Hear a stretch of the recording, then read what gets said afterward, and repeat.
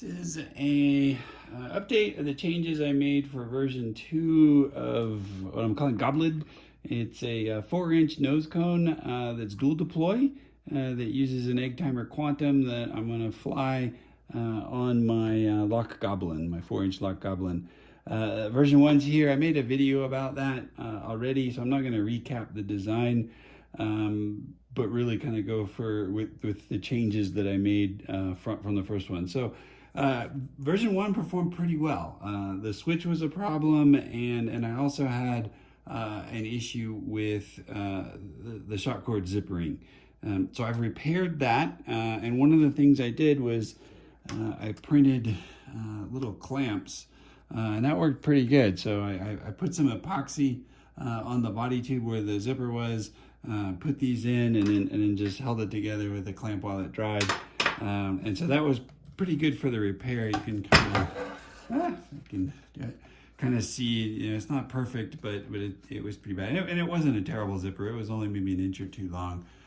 The other thing I did was I went ahead and printed a 3D printed nose cone, or sorry, body tube ring, and epoxied that on. So I think that, you know, it gives it a little bit of a bump there. The inside is flush, but I think that'll give it a little more strength, because this really, you know, this tube was kind of taking a beating with the flights.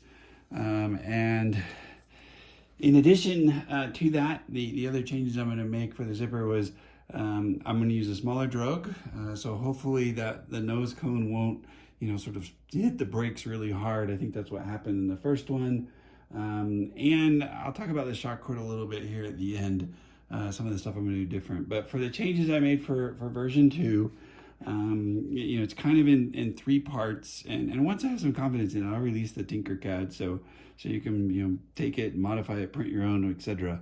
One of the changes I made was I flipped the orientation 90 degrees of the light sockets, and that was just to make the wiring easier. Another big goal I had was to improve this drogue cover, and so I did that. So here's the 12-inch drogue chute. The way I did that was to move this cover in a few centimeters, or actually a few millimeters towards the middle. I think it was about 8 millimeters. The other thing that happened on the first flight wasn't a problem for the flight, but when I was adjusting the nose cone, this wanted to slide back. You know, when you're pulling it out, kind of seeing if the tape did fine. It's okay when it was pushed out, but when we were pulling it out, it was kind of a hassle. So I put a little ledge here in that door that holds the drogue cover, you know, fast. And I hope, my thinking is what's going to happen is that this will just fall away as it does in my other designs, and the shock cord's positioned in such a way that it should fall away. I put in some orthodontic sort of push mechanisms, but I don't think I'm going to use them for this one. It doesn't seem like it's going to be right for that. So that was kind of the major changes to the shoulder. To the mid piece, I did basically a lot of cleanup. The main change I wanted to make was the switch. And this is really a power disconnect. It's not a power on, power off switch. But this one, you know, the issue was pointed out that this wasn't really the one I intended to use in the first place. It was just something I had to put in at the last minute, that it could be bumped. So what I did was I test printed this, and this is based on something I've seen in some of the rocketry forums, but I think it was actually developed for robotics. Basically what it has is the screw going through, and then this first slot's for a T-nut facing this direction, and then the bottom slot I made for just a little blade terminal. So I wired between the T-nut and the blade terminal, and then when you screw the screw all the way in, it makes contact with the two, and is pretty secure. And so I tested this print, because that was printed on the bottom of the midsection. So there's the screw. This is powered off right now. It will be a little bit indented when it's powered on. The other thing I kind of did was more cleanup stuff. These are the 3 vent holes to be able to vent the outside air into the altimeter, so it holds it. I made them more uniform, and just kind of put a common plenum here in the middle. I also updated a bit the attach between the two, and just had a little bit more time. Even the print itself came out pretty bad, to be able to clean up the design a little bit more. The nose cone, I did nothing. This is in fact the version 1 nose cone as is. So I didn't reprint or repaint that one. And then the final thing I wanted to show was based on something I saw after I made the last video, and Steve Norris at the Virtual Narcon did a nice presentation about taping of the shock cords, and I had watched that and had that kind of in my mind, but I found an interesting discovery when I looked at it.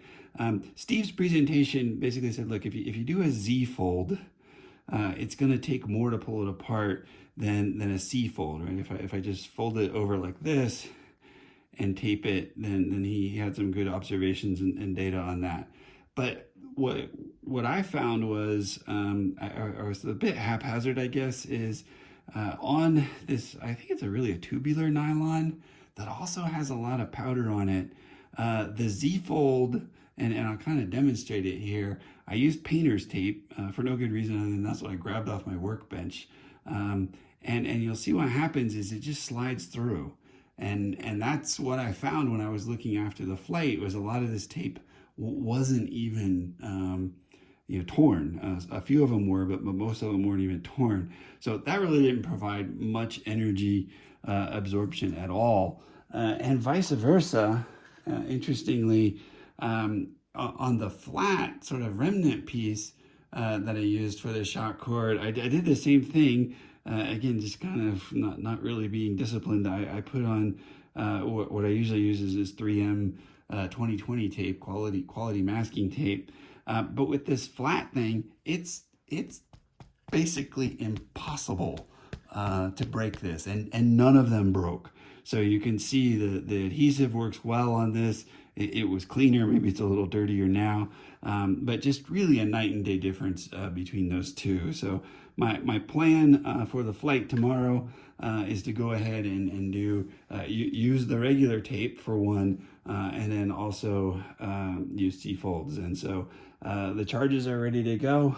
These are 1 gram for the drogue charge, which has to inflate the large body tube, and then 0.3 grams for the main charge, because the plenum volume up here is pretty small. That was the same thing I flew on the first flight, and that seemed to work pretty well. So I think I've about covered it. That is my J motor. So hopefully the wind and clouds will be good tomorrow, and I'll take a shot at my L2.